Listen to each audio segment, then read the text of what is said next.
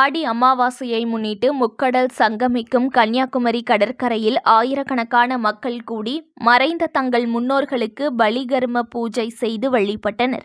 இந்துக்களின் முக்கிய பண்டிகைகளில் தை அமாவாசை, ஆடி அமாவாசை மிகவும் முக்கியம் வாய்ந்ததாக கருதப்படுகிறது.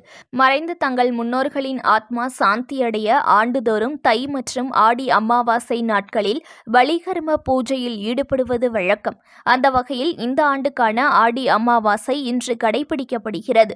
ஆடி அமாவாசை தினத்தன்று பித்ரு தர்ப்பணம் செய்து முன்னோர்களை போற்றுவதற்கு உகந்த நாளாகும். பித்ரு தர்ப்பணம் என்பது இறந்த ஆத்மாக்களுக்கு உணவு, தண்ணீர் மற்றும் பிரார்த்தனைகளை வழங்குவது போன்றதாகும்.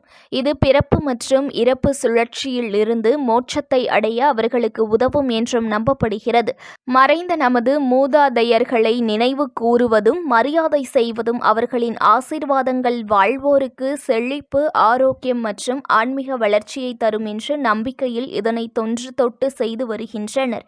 ஆடி அமாவாசை தினத்தன்று நீர்நிலைகளில் வேத விற்பனர்கள் மந்திரங்கள் முழங்க எள், அரிசி, தர்ப்பை பூ போன்றவற்றை கொண்டு பூஜைகள் செய்து நீராடி வழிபடுவது வழக்கம். அந்த வகையில் இன்று ஆடி அமாவாசையை முன்னிட்டு முக்கடல் சங்கமிக்கும் கன்னியாகுமரி கடற்கரையில் ஆயிரக்கணக்கான பொதுமக்கள் இன்று அதிகாலையில் ஒன்று கூடி தங்கள் முன்னோர்களை நினைத்து பலிகர்ம பூஜை செய்து வழிபட்டனர். பின்னர் கடற்கரையில் நீராடி அம்மனை வழிபட்டு சென்றனர். News1 தமிழை லைக் பண்ணுங்க, கமெண்ட் பண்ணுங்க, ஷேர் பண்ணுங்க, மறக்காம சப்ஸ்கிரைப் பண்ணுங்க.